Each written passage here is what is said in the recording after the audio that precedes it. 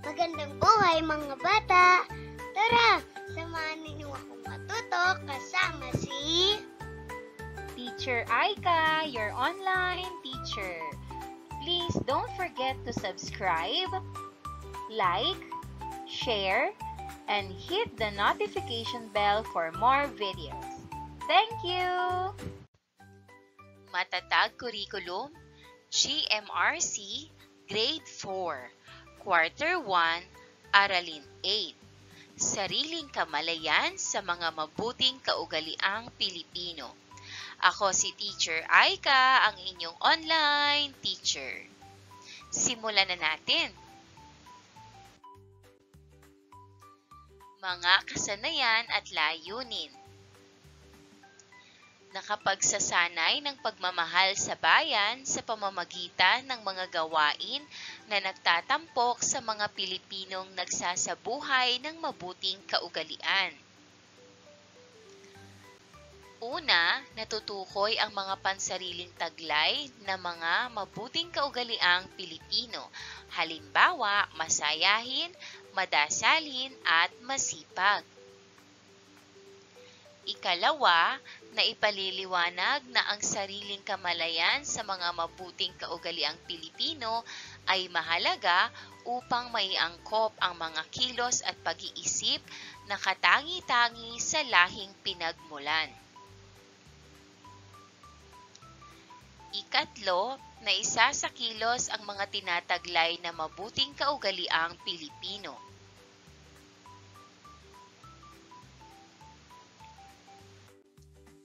Mga nilalaman. Sariling kamalayan sa mga mabuting kaugaliang Pilipino. Una, ang mga mabubuting kaugaliang Pilipino. Ikalawa, mga pamamaraan ng pagpapahalaga sa mabubuting kaugaliang Pilipino.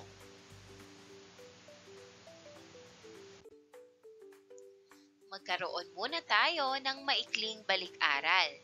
Panuto, sabihin kung tama o mali at bakit ang sumusunod na mga kilos kaugnay sa pangangalaga ng mga punong kahoy.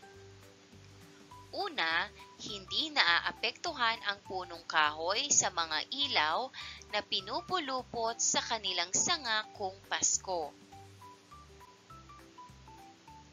Ang sagot, mali. Ikalawa, tama lang na pagbawalan ang pagpako sa mga kahoy ng mga campaign materials. Ang sagot, tama. Ikatlo, madali lang palitan ang punong kahoy kaya hindi dapat pagbawalan ang pagputol nito.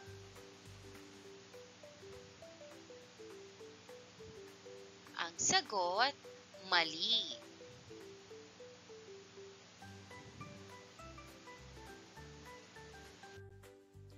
Paghawan ng bokabularyo. Ano kaya ito? Kamalayan, kaugalian, o sariling kamalayan? Piliin ang angkop na sagot sa mga salaysay sa ibaba. Una, tumutukoy ito sa kaalaman o pag-unawa ng indibidwal o komunidad sa kanyang damdamin, opinyon at karanasan at pagkakilala ng nasa paligid nila. Ang sagot ay kamalayan. Ikalawa, ito ay ang mga gawain, tradisyon o pamumuhay na kadalasang ginagawa ng isang grupo ng tao. Ito ay nagpapakita ng mga pag-uugali ng isang komunidad. Ang sagot ay kaugalian. Ikatlo, ito ay ang personal na pag-unawa at kaalaman ng isang tao tungkol sa kanyang sarili, kanyang karanasan at mga opinyon. Ito ay ang sariling pagkilala sa kanyang pagkatao. Ang sagot ay sariling kamalayan.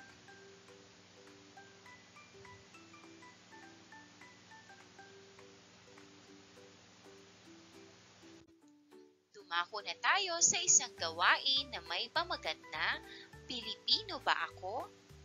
Ang panuto, tutukuyin ng mag-aaral ang kaugaliang Pilipino at kaugaliang puti, Western o kaugalian ng mga puti. Simulan na natin.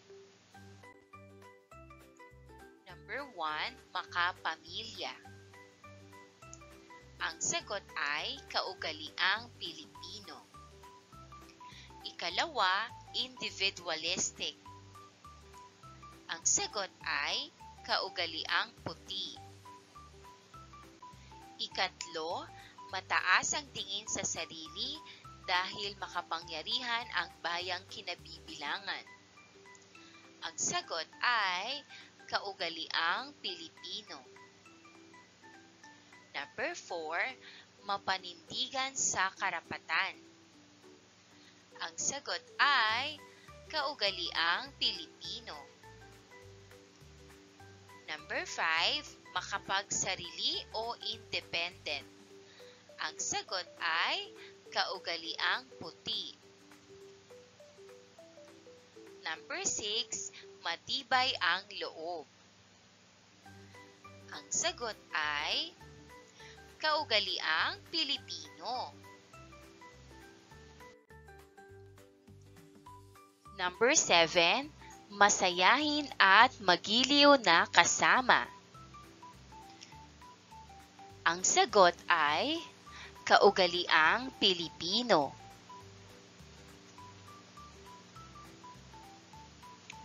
Number 8, marunong makisama at makibagay.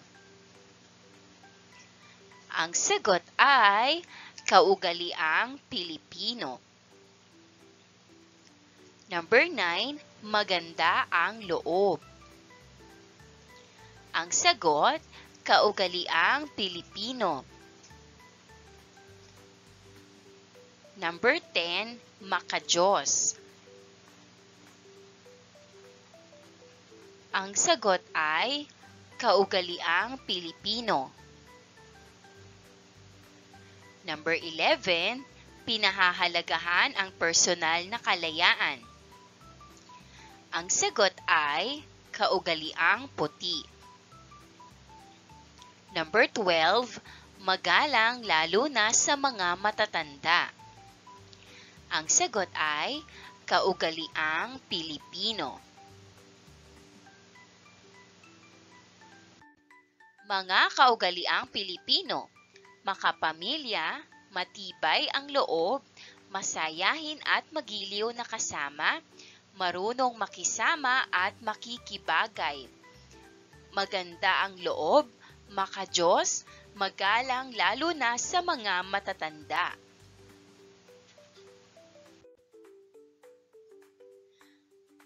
Ang mga puti naman ay individualistic o mas importante sa kanila ang individual na interes kaysa sa pamilya nila o pamayanan. Dahil sa kanilang maunlad na bayan, marami sa mga puti ang mataas ang tingin sa kanilang kabihasnan. Normal sa kanila ang mga tuwiran sa kanilang magulang at manindigan sa kanilang karapatan. Mas mahalaga sa kanila ang personal na kalayaan kaysa sa nakabubuti sa mga nakararami.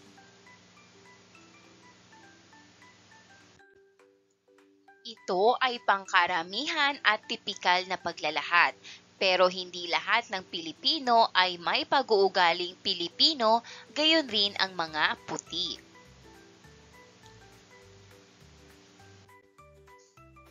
Ngayon naman, makikinig at makikisabay tayo sa kantang Mano Po. Ito ay isang ugaling Pinoy. Isang awitin tungkol sa isang magandang kaugalian nating mga Pilipino na unti-unting nawawala. Mano Po, copyright 2014 ni Reni Tinapay.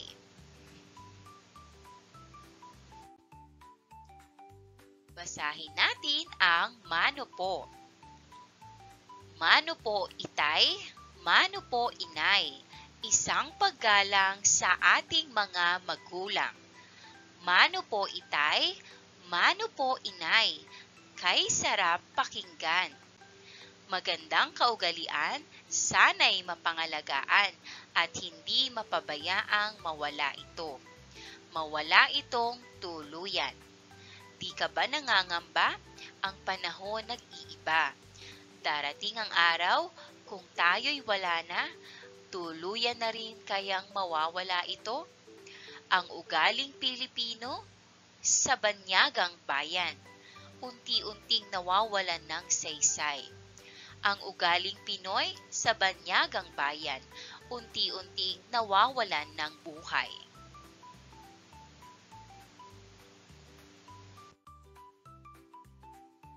Ang mga mabubuting kaugaliang Pilipino.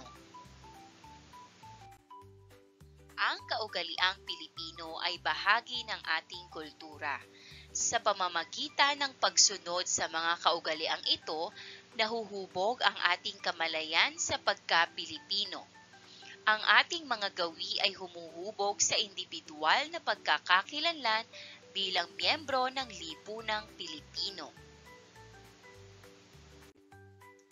Sa pagsasabuhay ng kaugaliang Pilipino, nauugnay tayo sa kaugalian ng ating mga ninuno na ipinamamana mula sa henerasyon hanggang sa susunod na henerasyon ng mga Pilipino.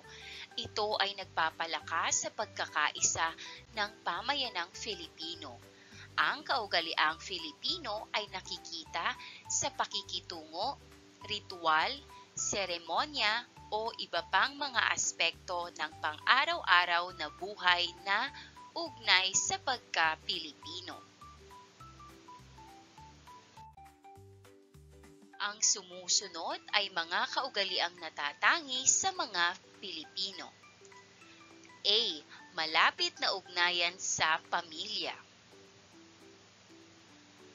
Isang kaugaliang Pilipino ang pagsama-sama ng pamilya sa iba't ibang okasyon tulad ng mga pagdiriwang, kainan at simpleng pagsasama-sama sa bahay. Ito ay nagpapakita ng kanilang pagpapahalaga sa bawat isa.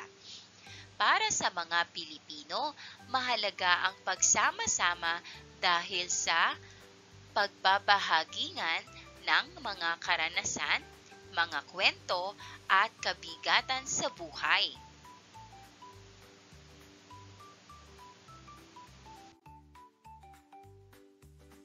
Nagpapamalas ito ng ugnayan sa pamilya.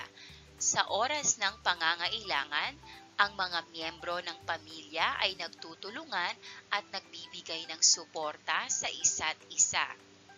Maaaring ito ay tulong sa mga gawain sa bahay o pinansyal, depende sa pangangailangan ng bawat isa. Sa kulturang Pilipino, malaki ang pagpapahalaga sa mga nakatatanda. Ang mga miyembro ng pamilya ay may tungkuling alagaan ang kanilang mga nakatatanda bilang pagpapakita ng respeto at pagmamahal.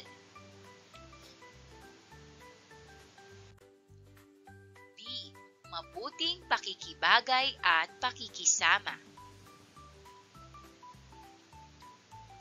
Ang pagkakaroon ng kakayahan na makisama ay nagpapakita ng respeto sa kapwa Pilipino. Sa pamamagitan ng pakikibagay, ipinapakita ng isang tao na nirerespeto niya ang damdamin at opinyon ng iba.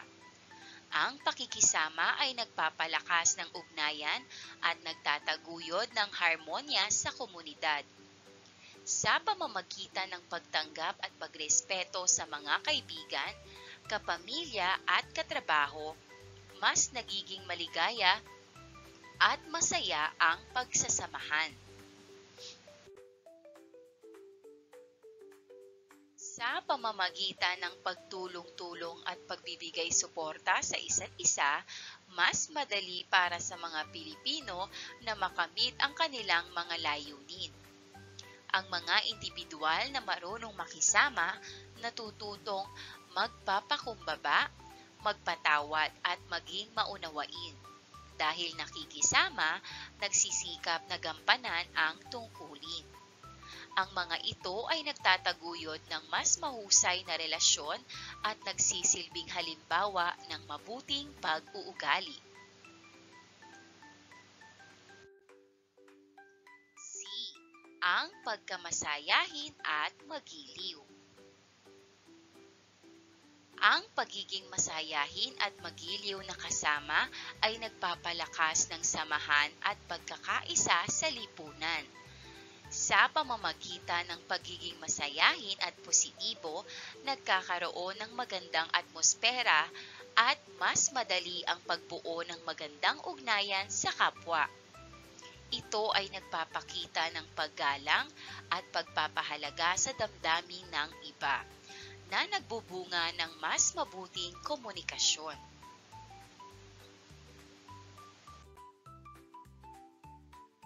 Ang pagiging masayahin ay may positibong epekto sa kalusugan. Ang pagtawa at pagiging positibo ay nagpapababa ng stress at nagpapalakas ng immune system at nagbibigay daan sa mas malusog na pamumuhay. Ang maaliwalas at magiliw na pakikitungo sa mga kasamahan ay nagpapakita ng kagandahang asal at nagbibigay daan sa mas malalim na pagkakaibigan. Ang mga pista, selebrasyon at kasaysayan ay nagpapakita ng kahalagahan ng pagpapasalamat sa pagpapala at pagdiwang ng mumunting tagumpay sa kabila ng mga pagsubok at hamon sa buhay.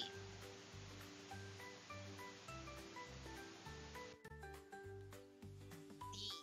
Ang pagkamakadiyos at takot sa Diyos. Para sa maraming Pilipino, ang kanilang pananampalataya sa Diyos ay nagbibigay sa kanila ng gabay at patnubay sa kanilang pang-araw-araw na buhay. Ito ay nagbibigay sa kanila ng lakas at pag-asa sa harap ng mga hamon at pagsubok. Ang relihiyon ay isang mahalagang bahagi ng pagkakakilanlan ng mga Pilipino at nagbubuklod sa kanila bilang isang komunidad.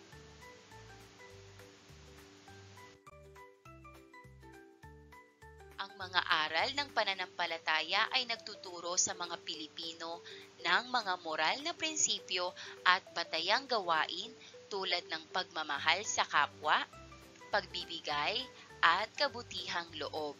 Ito ay nagpapalakas sa kanilang pagiging mabuting mamamayan at nakikibahagi sa pagpapalaganap ng kabutihan sa lipunan. Ang mga aral ng pananampalataya ay nagtuturo rin sa mga Pilipino ng pagiging responsableng mamamayan at pagmamalasakit sa kapwa.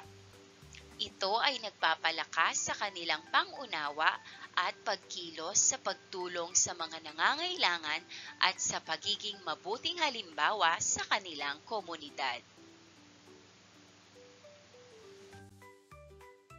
E. Makatao. Ang pagiging makatao ay nagpapahiwatig ng kahandaan na magmalasakit, magbigay at magbahagi ng oras at pera sa iba. Ang Pilipinong kaugaliang makatao ay nagpapakita rin ng paggalang at pagpapahalaga sa dignidad at karapatan ng bawat tao.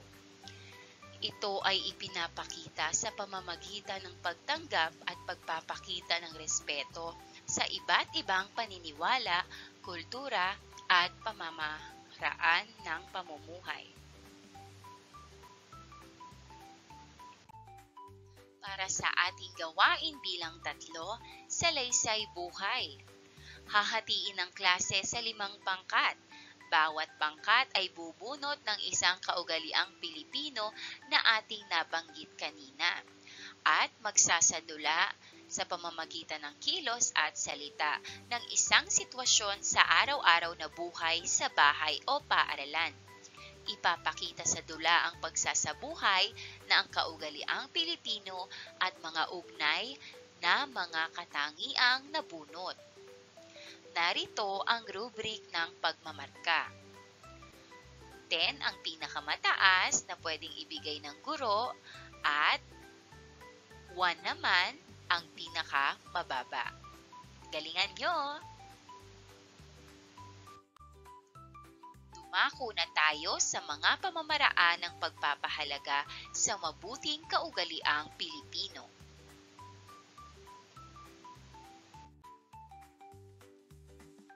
Ang pagsasabuhay ng mga kaugaliang Pilipino ay may malaking epekto sa pagpapalago at pag-unlad ng individual.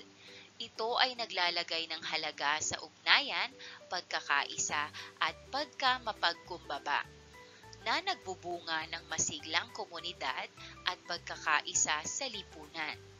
Ang sumusunod ay mga pamamaraan ng pagpapalago ng ating kamalayang Pilipino.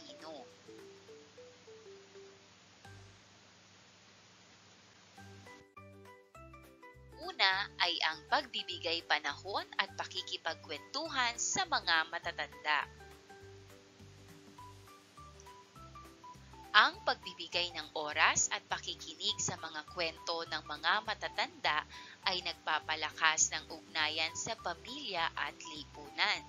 Ito ay nagbibigay daan sa pagpapahalaga sa kanilang karanasan at kaalaman at nagbubuo ng samahan at pagkakaisa sa komunidad.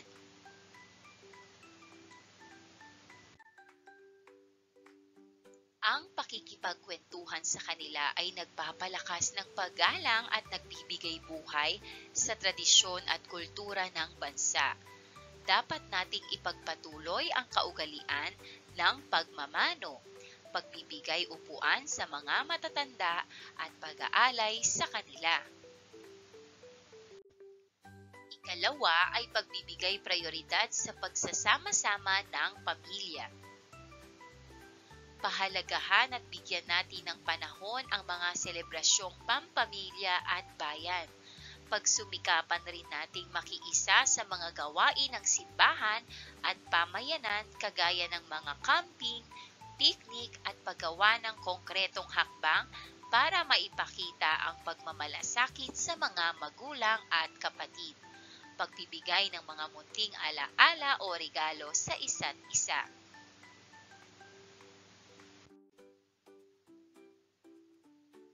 Maaaring magkaroon ng pulong-pulong ang mga pamilya kung saan pagkakasunduan ang mga bagay para sa ikabubuti ng komunikasyon sa pamilya. Halimbawa, no cellphone time sa hapagkainan. Maaari ding magplano ang pamilya ng mga aktibidad sa pagtulong sa mga nangangailangan. Halimbawa, pag-alay ng panahon at pera sa mga kaanak at kapitbahay na nangangailangan.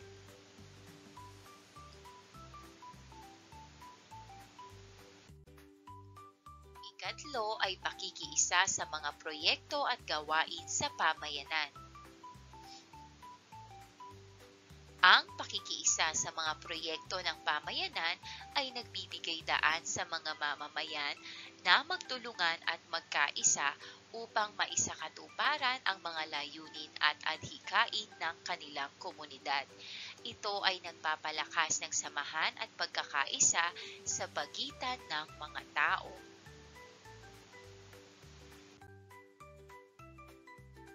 Nagpapalawak ng kanilang kaalaman at kasanayan at nagbubunga ng positibong pagbabago at pag-unlad sa lipunan.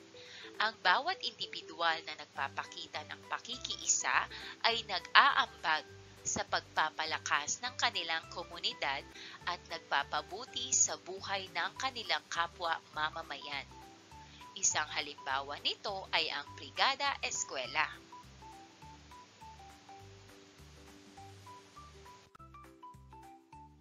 Ikaapat ay pagiging bukas sa pakikipagkaibigan at pakikipag-ugnayan sa mga taong may naiibang paniniwala.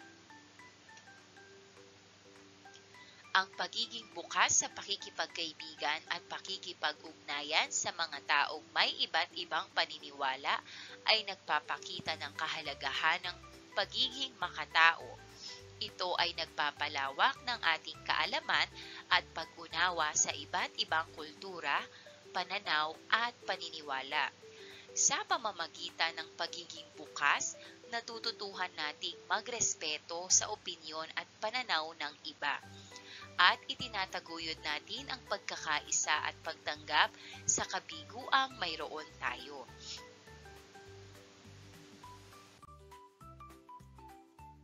Ang ganitong pag-uugnayan ay nagbibigay daan sa pagpapalakas ng mga samahan at pagpapalaganap ng pagmamahalan sa pamayanan. Bukod dito, ito rin ay nagbibigay ng mga oportunidad na magkaroon ng mga bagong kaibigan at karanasan na magbibigay sigla sa ating buhay. Sa huli, ang pagiging bukas sa pakikipagkaibigan at pakikipag-ugnayan sa iba ay nagpapalakas sa ating kakayahan na maging mabuting tao o pagiging makatao. Ikalima, patuloy na pag-aaral sa sariling kalagayan, kultura at kasaysayan ng sariling bayan.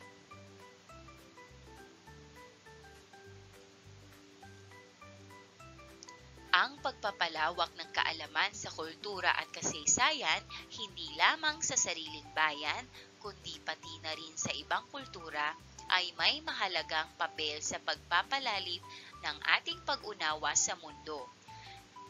Sa pamamagitan nito, natututuhan natin ang pagpapahalaga sa ating sariling kultura at kasaysayan, na siyang nagbibigay sa atin ng sariling pagkakakilanlan bilang mga Pilipino.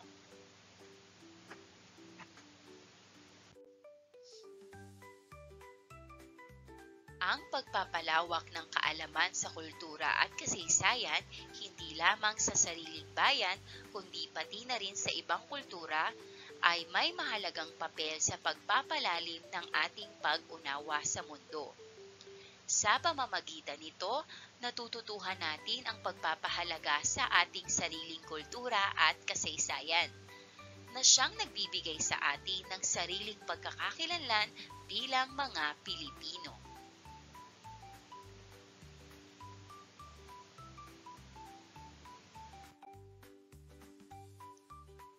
Narito naman ang ating gawain.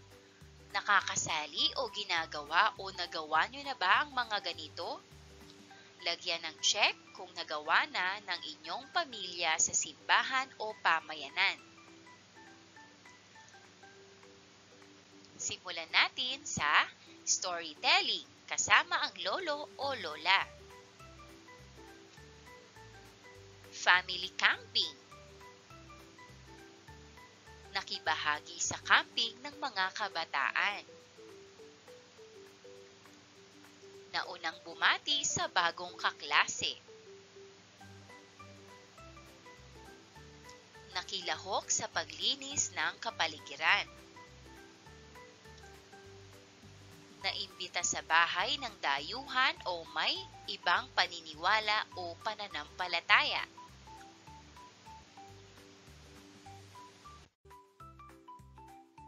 Nagtanggol ng binubuli. Nakibahagi sa pagtitipon ng barangay. Nagmamano sa mga nakatatanda sa tuwina. Tumulong sa matatanda na may kapansanan. Nagbigay ng upuan sa matanda. Hiking kasama ang pamilya. Nagdasal o nagdarasal kasama ang pamilya. Parating gumagamit ng po at opo. At masaya sa pagtulong sa gawaing bahay.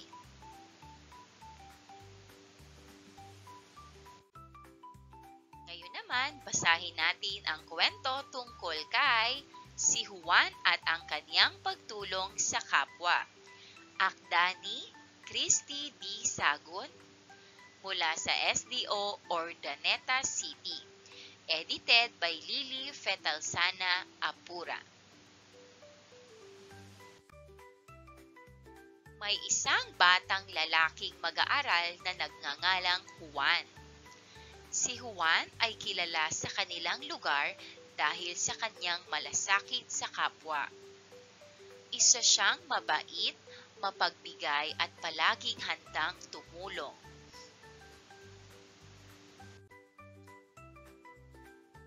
Isang umaga, habang papauwi si Juan galing sa paaralan, nakita niya ang isang matandang lalaki na nahihirapang maglakad.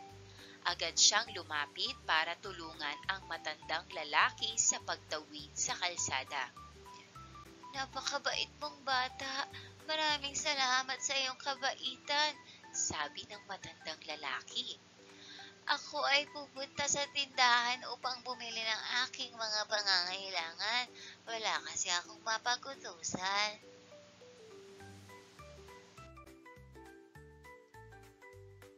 "Walang anuman po. Juan po ang pangalan ko. Naaalala ko ang lolo ko nang makita ko kayo." Nagkataon na binigyan si Juan ng pera ng kanyang tiyuhin, kaya bumili si Juan ng ilang pagkain. Malapit lang pala ang tahanan ng matanda at maaga pa naman, kaya nagpasya si Juan na ihatid ito sa tahanan habang sila ay naglalakad. Pauwi sa tahanan ng matanda, nagkwento ito. "Ang pangalan ko ay Enrique. Isa akong retiradong sundalo."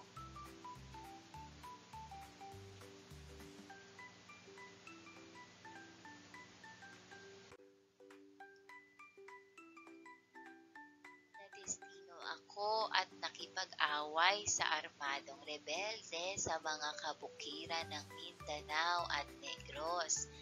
Nadestino rin ako sa Mindoro at iba pang lugar sa Pilipinas." Ang pagkukwento ng matanda. "Pero iho, matanda na ako. Ngayon, inaalala ko na lang ang mga karanasan ko. Kahit pagbili ng kailangan ko ay nahihirapan na ako."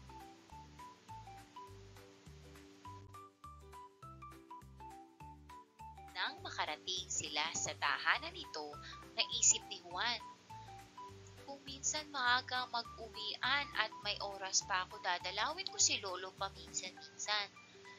Lolo, pwede po bang dumalaw ako sa inyo paminsan-minsan? Nais ko pong makinig sa mga kwento ng karanasan ninyo sa pagiging sundalo."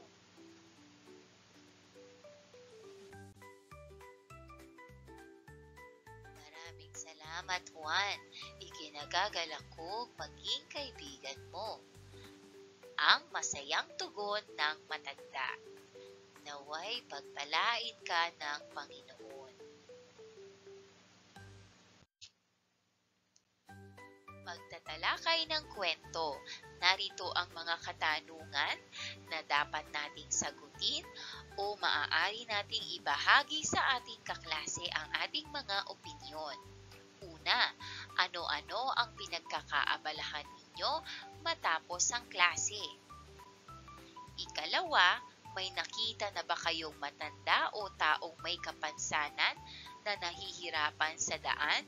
Ano ang ginawa ninyo at bakit?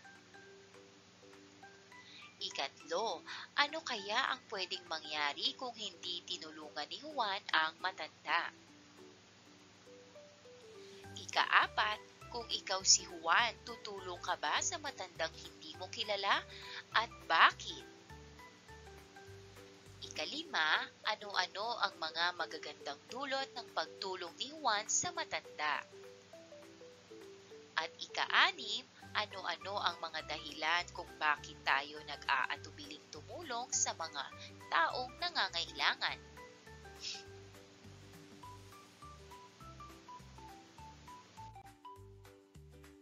Balikan natin ang awitin, punan ng mga kilos at gawa na angkop at ugnay ukol sa mabubuting pag-uugali ng mga Pilipino. At narito naman ang kasagutan.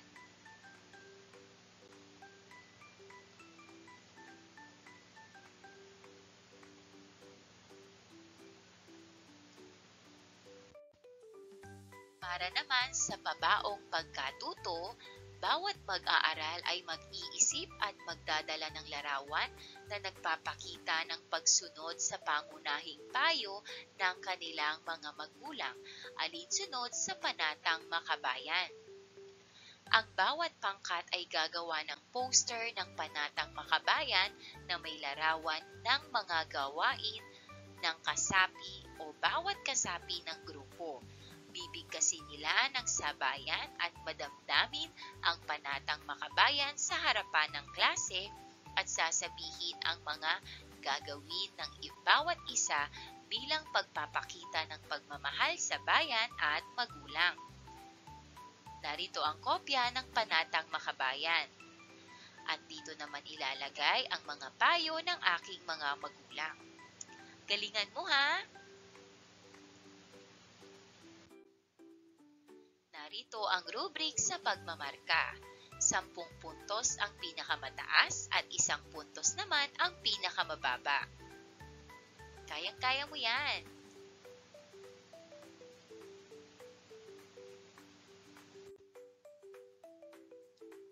Suri sa sarili.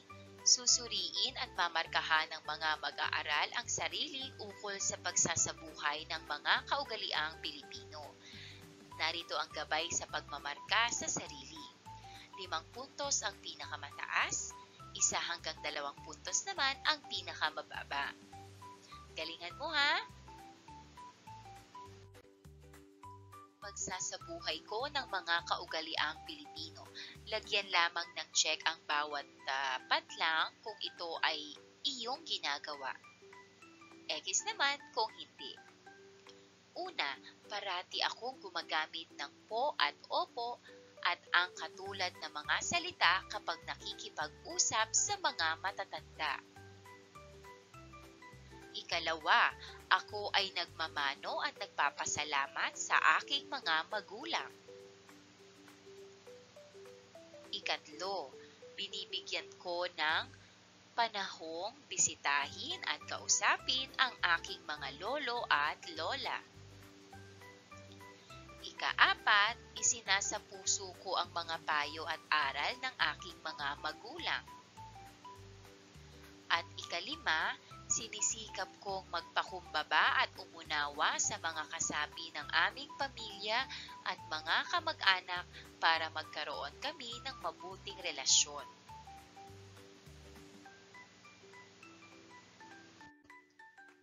Para naman sa ating pagsusulit, basahin ng mabuti ang bawat tanong.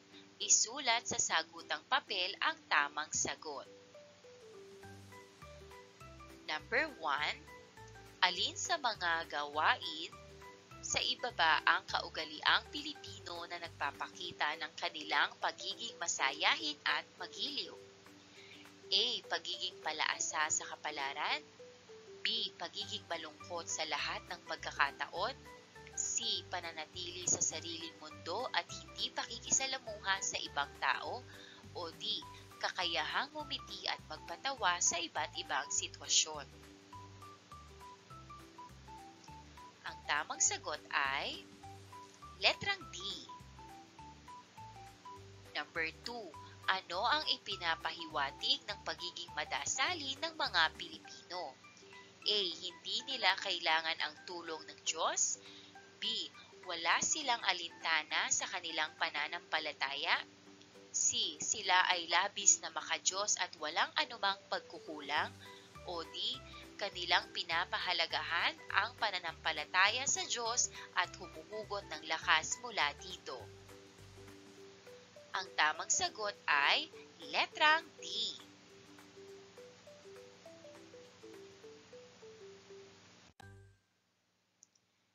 Number 3. Paano ipinapakita ng mga Pilipino ang kanilang takot sa Diyos? A.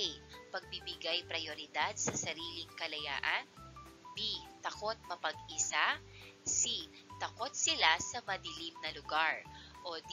Hindi gagawa ng masama sa kapwa. Ang sagot ay letrang D. Number 4. Ano ang kaugaliang Pilipino na nagpapakita ng pagiging magiliw sa mga bisita? A. Hindi pagsasalita sa mga bisita. B. Pagsasabi ng masasakit na salita sa mga bisita.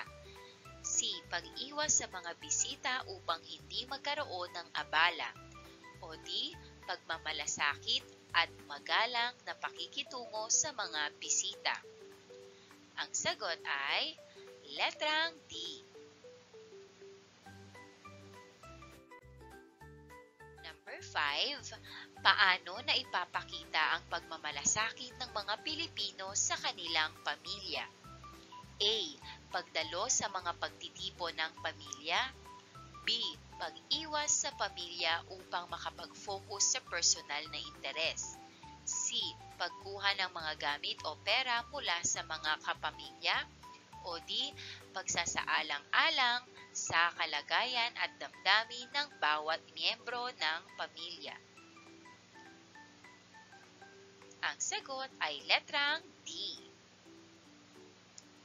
Number 6, alin sa mga salaysay ang pagsasakilos ng mabuting kaugaliang Pilipino? A. Nagpapakita ng mga negatibong asal ng mga Pilipino. B. Pinalalakas ang impluwensya ng dayuhan sa kultura. C. Ipinapakita ang mga magagandang ugali ng mga Pilipino. O D. Ipinamamalas ang kasalukuyang kalagayan ng Pilipinas. Ang tamang sagot ay letrang C. Number 7. Paano ipinapakita ang pagiging mapagkumbaba bilang isang mabuting kaugalian ng Pilipino? A. Pagtanggi sa pagtulong sa mga kapwa. B. Pag-aaksaya ng oras sa mga walang kabuluhan. C. Pag-amin sa mga pagkukulang at pagkakamali. O D. Pagyayabang ng mga tagumpay sa social media. Ang tamang sagot ay letrang C. Number 8, aling kilos ang hindi kasama sa mga halimbawa ng pagtulong sa kapwa? A. Pag-aaral ng mabuti. B. Pagsasagawa ng iligal na gawain para kumita ng pera. C.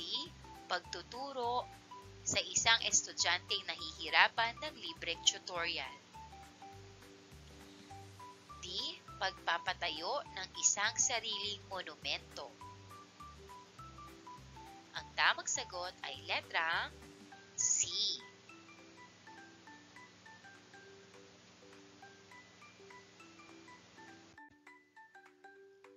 Number 9, anong konsepto ang ipinapahayag ng pagmamalasakit sa kapakanan ng bayan?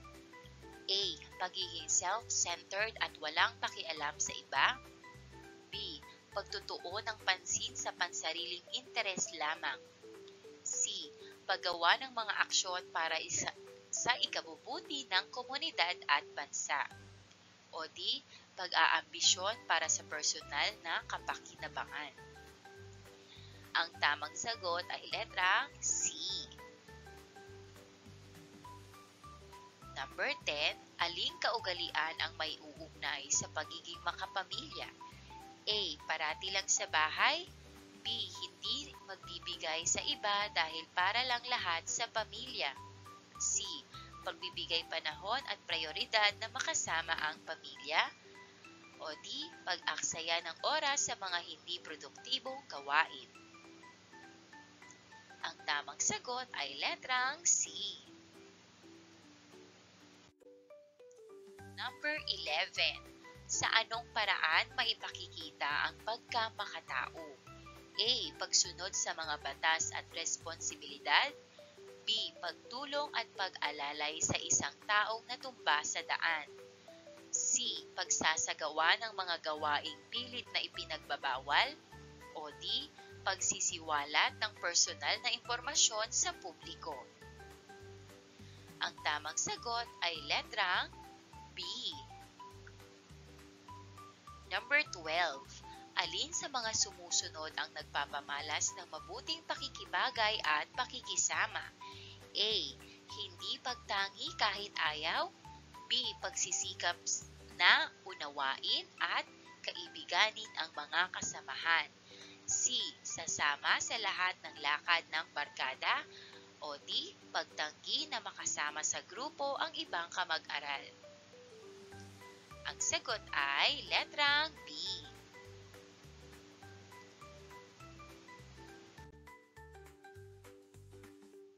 Number 13 at 14. Alin sa mga sumusunod ang hindi kaugaliang Pilipino? Pumili ng dalawang letra ng sagot. A. Paggalang sa mga nakakatanda. B. Prangka at nangangatwiran sa magulang na parang kaedad lamang. C. Pababayaan ang bisita sa sala habang kumakain. O D. Pagtulong sa isang banyaga na makita ang address na hinahanap. Ang tamang sagot ay letrang D at letrang C. Number 15.